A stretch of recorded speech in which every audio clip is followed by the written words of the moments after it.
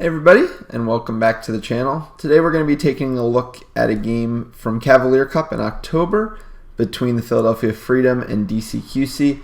I'm kind of interested in this one because DCQC I think was kind of a contentious team this season. I think some people doubted their strength of schedule. There was a lot of talk when pots were coming out that they were looking like a pot one club team. Did they deserve that? I think the conversation kind of went all the way through Quarantine Cup, to be honest, where I think they made a pretty nice deep run.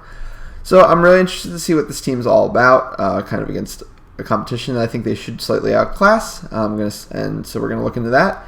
I just want to thank everybody for your continued support. It really does mean the world. Please, if you can, it's totally free to just like and subscribe. Just kind of give this channel another little extra boost. It really does mean the world. With all that said, let's get into it.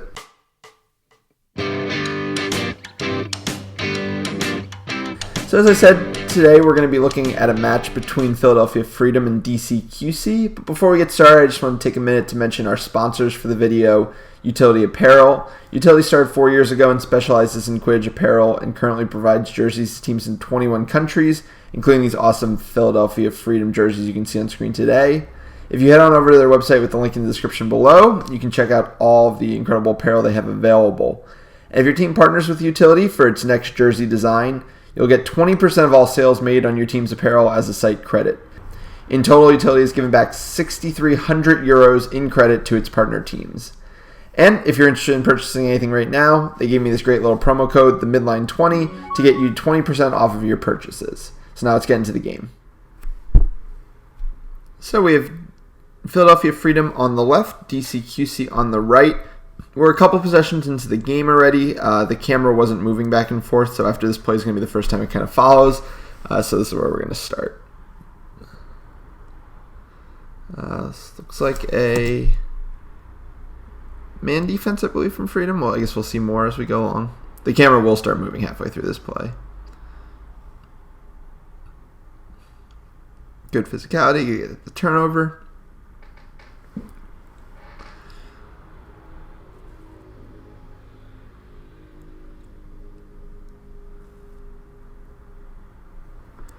Alright, bludger control with DCQC. Looks like a flat look, a bit of a cavalry ball look from Freedom. Makes sense against bludger control. I don't fully understand the point beat there. I guess you're getting a switch, but I mean, it's not really going to draw the beaters out into anything too uncomfortable. Was this throw at a beater? Yeah, it was, okay. Maybe not? I don't know. It was a little hard if it was even for a blindside beater play, I think.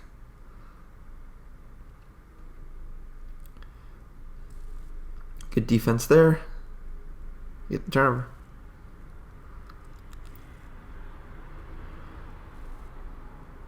Real simple in transition from DCQC. They get the 10-0.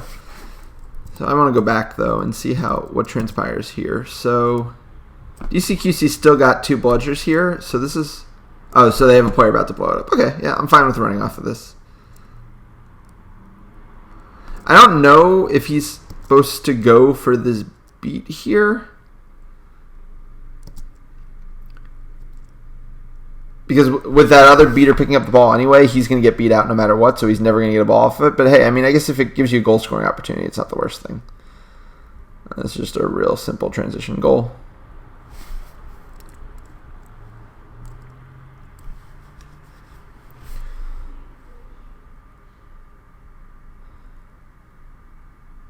And then somehow DCQC ended up with, Philly ended up with bludger control after all that, which I guess happened off screen. But so see how the offense changes up now with bludger control. You're gonna run 1.5.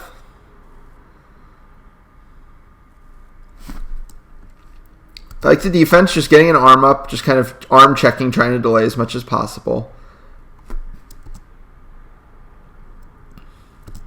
I think he can really... I'm fine with this, but I think he can just make this hit at this point. I don't think he needs to just be shielding. It looks like DC's probably playing a zone of some kind. This is the first time we're really seeing it. Because by him just shielding here, she still has flexibility to throw or even throw at him. This is going to be a nice shift, though. I like the ball movement. They do get the ball loose. Oh, and great movement. All right, so a lot of the concepts we see against the zone, we want to attack this weak side, right? So they brought it down to one wing. They got the no bludger, and then it's such a quick zip across here. Yeah, really nicely done by Freedom there.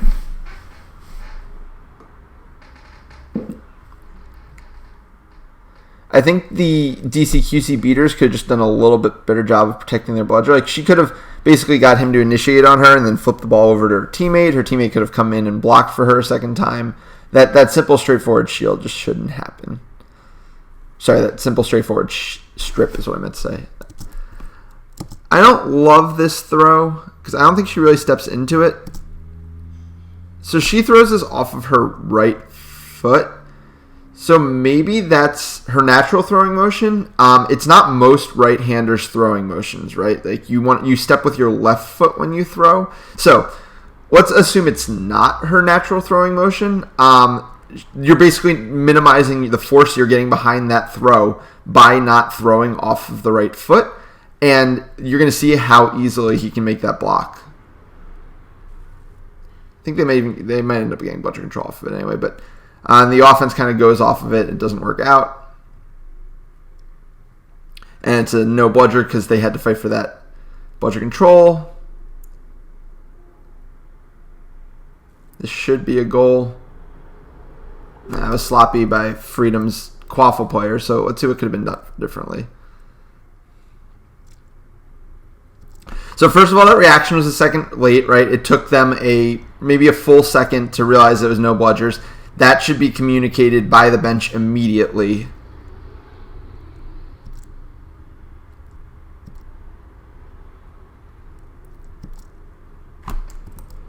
I'm just trying to see where all their players are.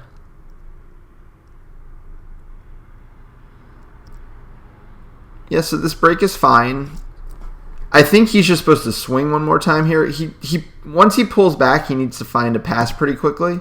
I think at this point, he's let the entire defense kind of settle back in, and none of his cutters are making incisive cuts anymore. I think the far player, the chasers on the left wing, should have cut around probably, because now they're getting all very tightened up.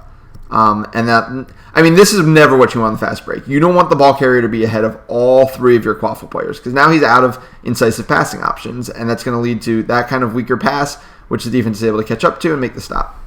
You can see the frustration on the one chaser's face. I don't blame her.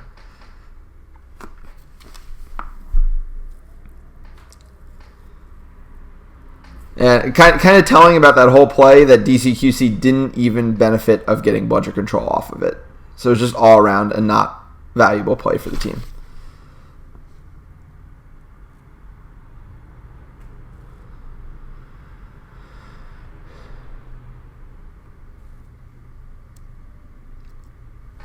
So they're playing horizontal and wide here, nothing too aggressive.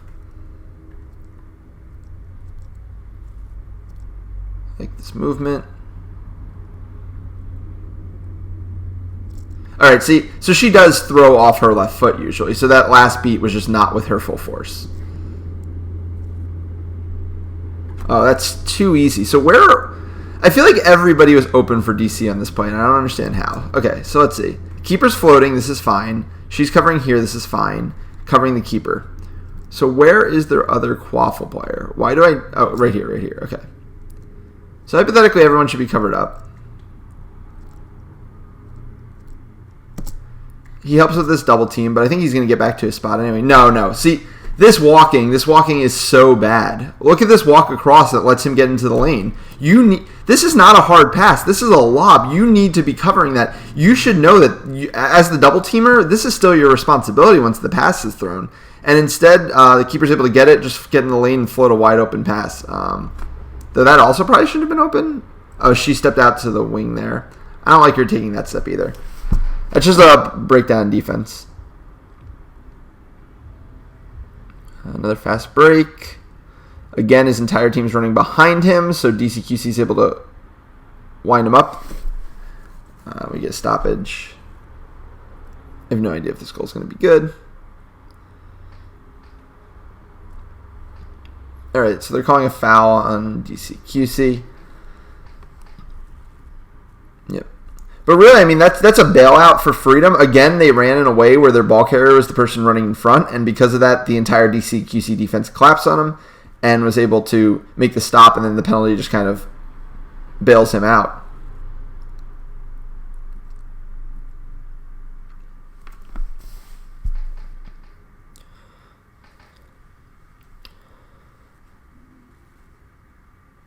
Yeah, the freedom beaters are doing a great job right now, and it just feels like their chasers are letting them down a little bit. I'm fine. I like this. Mertens probably just got a free attempt at his first beaters to get bludger control by walking that slowly, and now they'll probably be back in the play. No issues with that.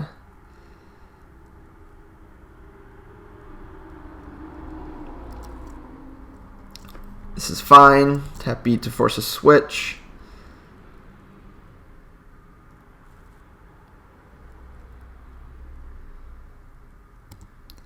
These beaters are just being passive here. Like, I understand there's not a great throw to be made, but he's so out of position. The chaser should take advantage of that. There's nothing happening in the front anymore. If you throw up there and this beater chases that, then you can make an attack. He's out of the play basically because nobody's behind the hoops. So that's what I would do here. Just swing it again, and he's going to swing it with his feet, which is fine. But in the meantime, again, this is that weird coordination. I mean, this tap beat misses his opportunity to attack those beaters, and now they're still in position. She's getting out of position here now. This has to be attack. Yep, it was. So she's finally stepped up too far here. They've been so conservative and properly placed this entire game, and then she stepped out of the keeper zone when this player was creating no threat to score. I like this. Now that you have bludger control, you can swing it to a player where your beater is. That's an overly aggressive throw. High risk, low reward. And I assume DCQC will eventually score off of this. Yep.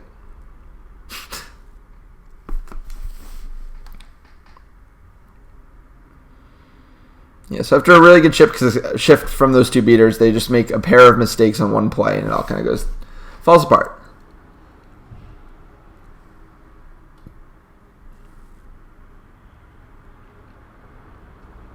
We get a new beater set. Basically a full line shift from Philly. I'm never anti-full line shifts. Pretty easy sell on those.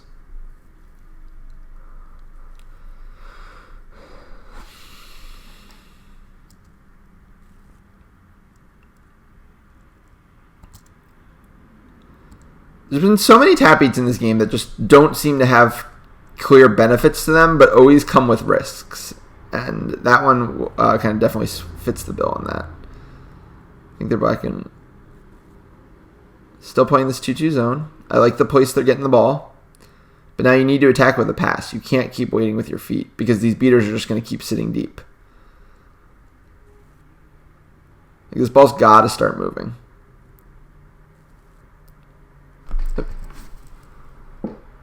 So finally they just cause havoc in the middle and he puts a shot through. So how does this havoc happen? This is fine. Makes the tackle. Forces the second beat. Now all the bludgers are on the ground.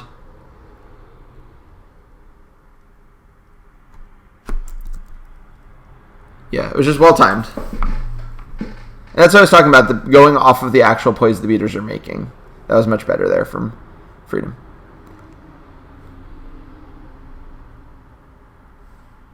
But they did have no bludgers back, so DCQC is able to answer immediately.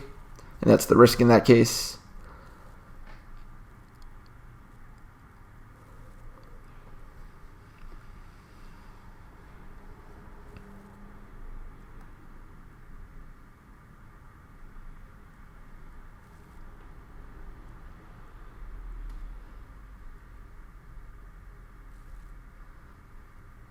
Again, these low value tap beats against this zone. Right, ball to the deep wing, that's fine. And it looked like they tried to swing across, just a bad pass. I don't mind the play.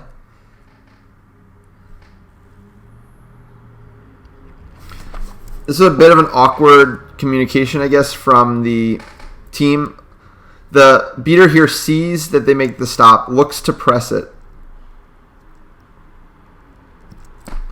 But all he's doing is, because his teammate has a ball, so all he's doing is trying to force a no bludger, but nobody's actually cleaned up the defensive possession. So really, he put himself at risk. We'll see if they kept bludger control through it, but if they didn't, it was just a miscommunication.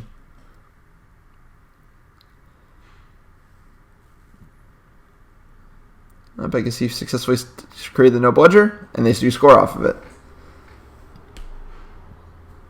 I guess it's hard to critique teams for running off of those stops. I was just concerned the timing was going to be a little off. But so for example, I can't see exactly what happened, but what should have happened is that beater came running out, right, with his bludger to try to force a no bludger. Philly just needs to throw that bludger immediately back to their hoops, because again, there's no quaffle play coming. That quaffle play was on the ground, and then they gather their own bludger under their hoops, and then they're ready to play defense. And it seemed like maybe they tried to take the exchange with him, or something along those lines, so the bludger still wasn't fully reset until the last second, even though there's probably 5 seconds of that beater running over, tap beating the player on the ground, picking it up, running across the half court line.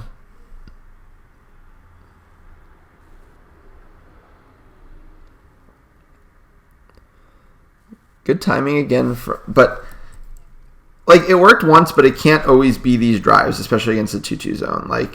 There has to be a pass somewhere in here. As good of a job as the beaters are doing, there's just no openings here. Unless they're planning on driving through and trying to dunk. And you can even see the option was there, right? Let's see when this opens up, because I think she times this crash pretty perfectly. Yep, steps out. It needs to be seen. I think if you zip that across, it probably beats this beat.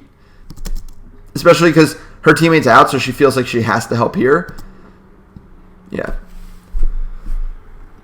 Just not looking for that last pass. And then again, their beaters are overcommitted. DCQC's done a great job in transition in this game. I don't think they've had to score a half-court goal. I guess they had that one lob pass over the hoop for an alley-oop. And you can see a lot of frustration at the moment on the side of Philly.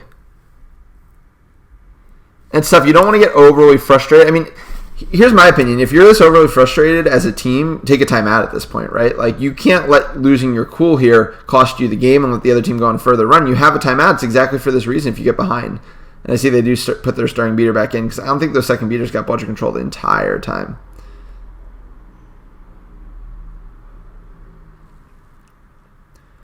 This is fine. Composed and patient, and then they just drive into the lane. And I can't analyze the play, obviously, but it looks like they probably ran that same play again where the one player gets tackled. We'll see if there's a foul in the play. The foul's going to be on the Philly beater, which is probably going to be, it's going to be no bludgers going the other way, and they're down a beater.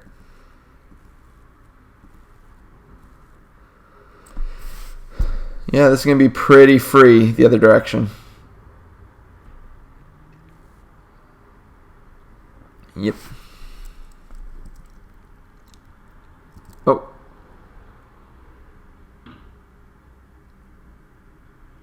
Wait. Okay, so that player's going to... What happened here? Okay, let's see what... It's going to be hard to see off screen, but... So the keeper goes and gets the ball, right? Did they just roll it to a team? Who was there a beater back there? Why was he off? I'm so confused. All right, it doesn't matter. They're gonna get caught off broom, and I'm not gonna overanalyze something there. But don't get too cheeky when you're inbounding the ball. You can't give up possessions in this sport for anything that isn't very serious. Also curious how the call ended up being ball on that far sideline there. Or maybe that's just where it landed. Thing is, if he's off broom, I think you just turn the ball over. You don't say, oh, he was off broom, goal's no good. It's not the same as being beat before or something. If you're off broom, you cannot throw a ball anymore. There's no continued motion. But it's neither here nor there. That's a Chris LeCompte problem. If this is a mistake by DCQC beater here, so... There's the concept of the free beat, right? Max Havin loves to talk about this. So if you've got a ball at your feet, basically, you can throw yours at whoever. In this case, he's throwing at this beater, which is perfectly legal. And then you just pick up the other one, and now the other team's bludger has gone flying away. Unfortunately, he mistimes how quickly he can get to this ball, and Philly comes up with it, and they come up with bludger control. So a little too cute there from DCQC.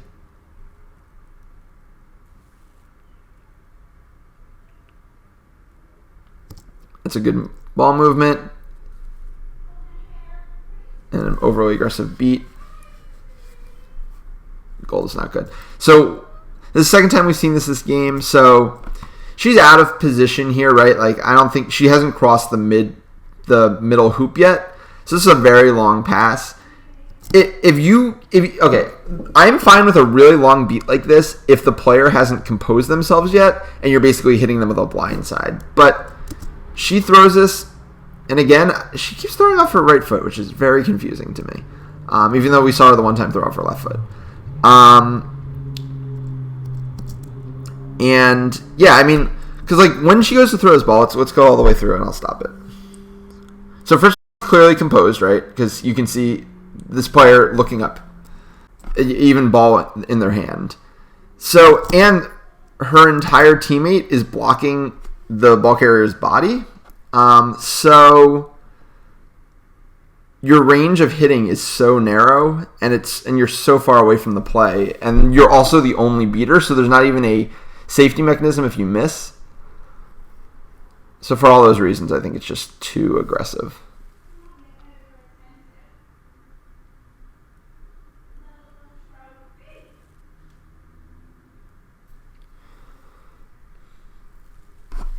All right. DCQC is just slowing it down. They're always doing a good job of slowing it down when they don't have control, giving their beaters time to set up, maybe even make one play before they cross half. I respect that for sure. Bad coordination here by the DCQC beaters. Where even is his teammate when he's taking this tap beat? I don't see her anywhere in the play. No, I don't know.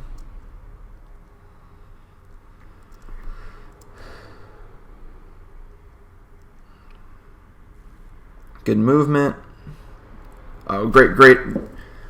This is something that another thing Max Havlin loves to champion. So this usually this would be off of a screen, but in this case it's off of basically a handoff. But they kind of accomplish the same thing, right? Where a ball carrier is getting the ball and then coming around almost a blind corner that's kind of serving as their shield. So in this case, it's this defender plus the person who handed it off for kind of this blind corner. You just throw into that space, and the person never has a chance to turn their head. Yeah. Really nicely executed there by DCQC. Love to see them get in transition with two bludgers. They haven't really done that much in this game, and they're not going to do it there. I still never saw this player's partner in that play, so it's very strange. Again, weird timing coordination from Philly here, because we're going to get this beat there and right into a 1.5, which is all fine and good, but then the ball carriers aren't ready to go on it. We got a player down, and he's going to get a card for the hit. That's going to be a turnover. And that's a big game-swinging play.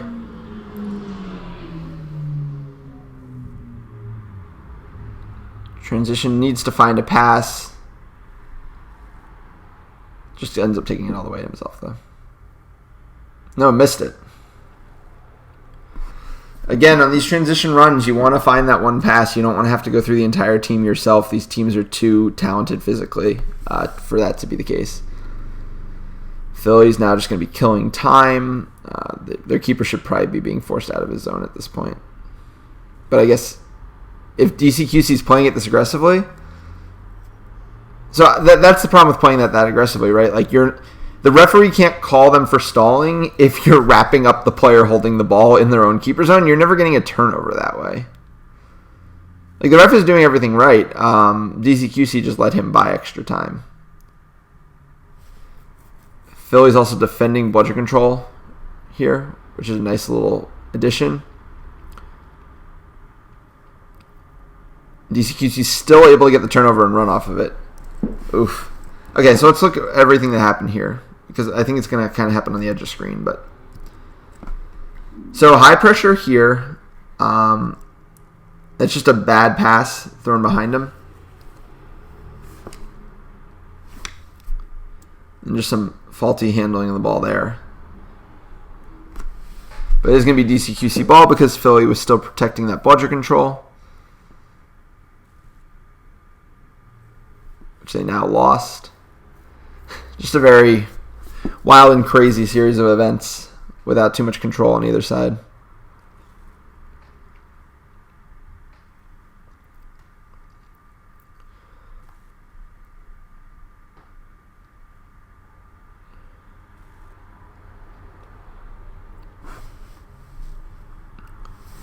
It was better this time from DCQC. I still like this beat. Probably need to be. So what's watch number 3 here. If this ball is thrown on this crow hop, it probably hits this player before they can pass it off, and you're going to see it's thrown. I'll let you watch it all the way through this time. It's going to be thrown on this second crow hop, and that's the difference between that player being able to fling it off. Now, why was this other option open? This was good a good job of working it to the unmarked chaser and getting benefits through that, right? So they work it to the unmarked. This player has to step off. This leaves this weak side wide open, and he attacks it really nicely by going to the right side of the hoop. A lot of people just kind of stay up here waiting for the ball. He finds the cut, gets thrown into the space, and puts it through.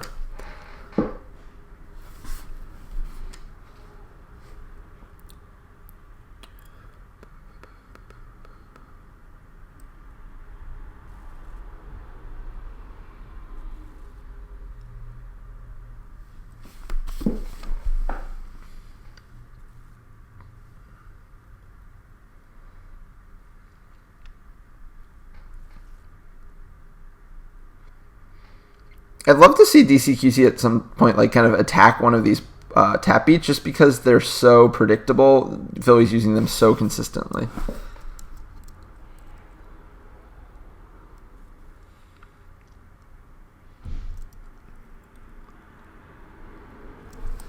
So this is going to work out, but I think number 2 here takes a second too long.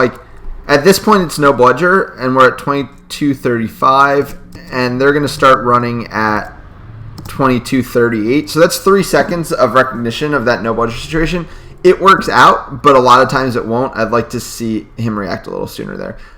I mean, he gets it in before that beat by maybe 0.5 seconds, so if he waited even the slightest bit longer, it becomes a problem.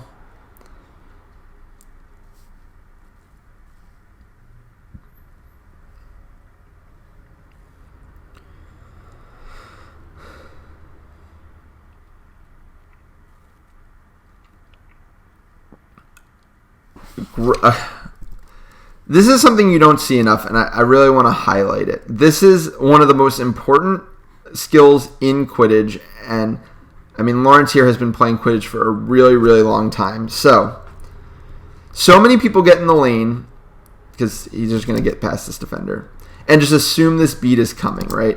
But in reality, especially because of the way refs call continued motion, you really have a lot of time from where this ball is in her hand. And first of all, check out her feet. Her feet are not stepped towards him. So if she's throwing from this arm motion, it's not coming very hard because she's not stepping into that throw. So he's recognizing all of these things and saying, you know what? I have the time to take a couple extra steps. Even if she throws, I can get it off probably last second as I'm getting beat. And if she doesn't throw, why shouldn't I take these extra steps? So let me do this all at a little bit slower speed.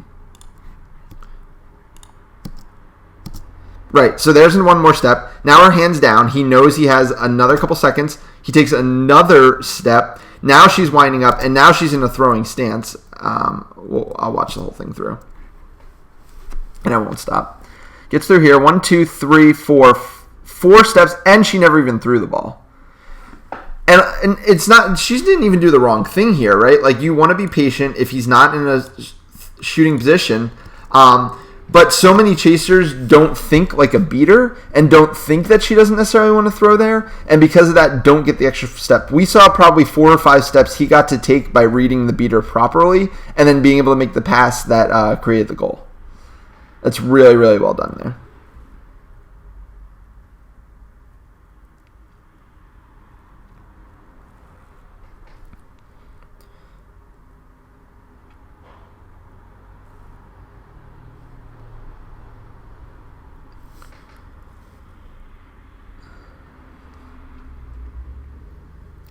Phillies has bludger control here.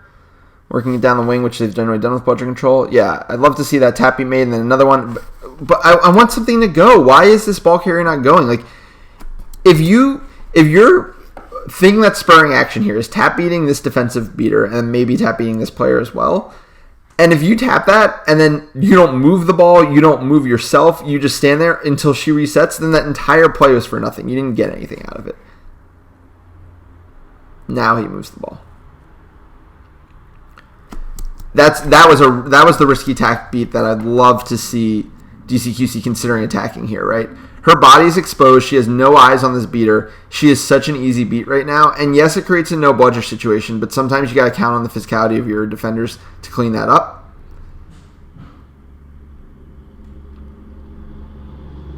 There they create the no bludger.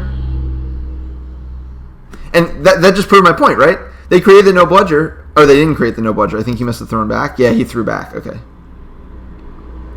Regardless, they create the no bludger for a second or so there, and he can't even get through the point defenders. That's why you make that prior play for bludger control when it was open on that tap beat.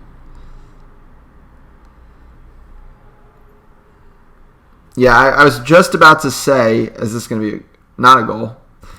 But what I was about to say here is that this beater starts getting out of position, and I'm not sure why. He was very centered, and now he is, based on that white line, even with this wide hoop and out of his keeper zone, which allows this pass, which wasn't anything too hard or anything, to be open and really could have been a goal. It should have been a goal if that didn't get swiped away. Because the worst part about stepping that high and this wide is not only are you out of position for this pass, you have to turn your head, and now you're out of position for the people beating you, and I'm pretty sure he got beat there. It's just a heck of a strip from number 13 to save that goal because the beaters just got out of position and attacked really efficiently by Philly.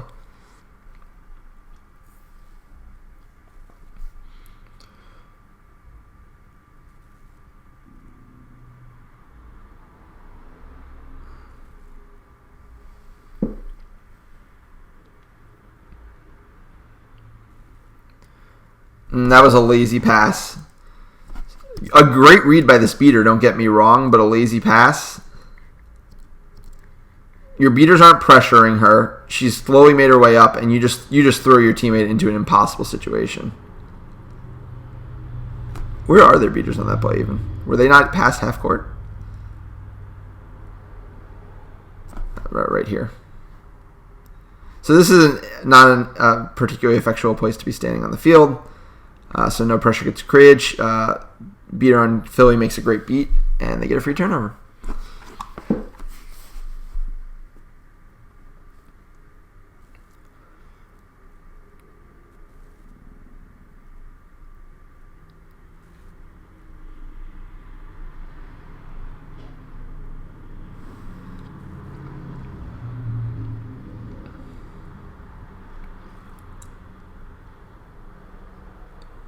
Reasonable ball movement. Tough pass to throw that high because, I mean, what is this player really going to do as the whole team's crashing down them anyway? They don't have a catch and release or anything.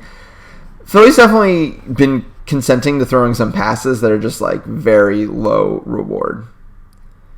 DCQC chooses not to run as that bludger went flying back. I don't know if their teammate was waiting for it. If they weren't really immediately waiting for it, I would like to see the keeper at least push the pace there. Because again, as we've talked about many times, you can push the pace, then pull it up at half field if you don't like what you're seeing.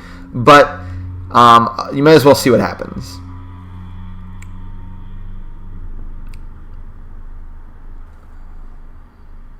Pass gets picked off there. Seemed like a little bit of a weak pass. I think Seekers are about to get released, and they're going to be blocking our camera view, so I think we can call that for this video. So what did we learn about these teams today? Overall, on the DCQC side, I was impressed with their Quaffle core, which is not surprising to me. They have a lot of the Quaffle players that play for the Admirals as well. A lot of them have been playing together in DCQC for a long time. Obviously, Eric Morlock, Ben Mertens, Lawrence Lewski all looked really good in these transition situations, and they got a ton of goals off of that. My biggest concern, if they had gone to Nationals, is at least with the beater core they had at this tournament, and I don't know what else they have available to them, I don't think they would have been able to hang with the beater cores that are at the top of the club game, because they were really being showed off the pitch by Philly, and if it wasn't for some timely fouls, along with some good transition play, I think they really would have struggled to get much going. On the Philly side, I was really impressed by their first line of beaters, John Kaczynski and Katie Probst. I believe they played together on Lockhaven before Philly, and overall they were playing really well. They made some really good beats. They were aggressive. They weren't just kind of huddled into the hoops. They were attacking passes when they were available. They weren't 100% effective at that, but at least they were taking the attempts to create those turnovers. They just didn't have as much going in the qualifier game. The qualifier game seemed a little bit out of sync and a little bit struggled with its passing. But yeah, that'll do it for today. Everybody, thank you so much for watching. Please make sure to like and subscribe, and have a good one.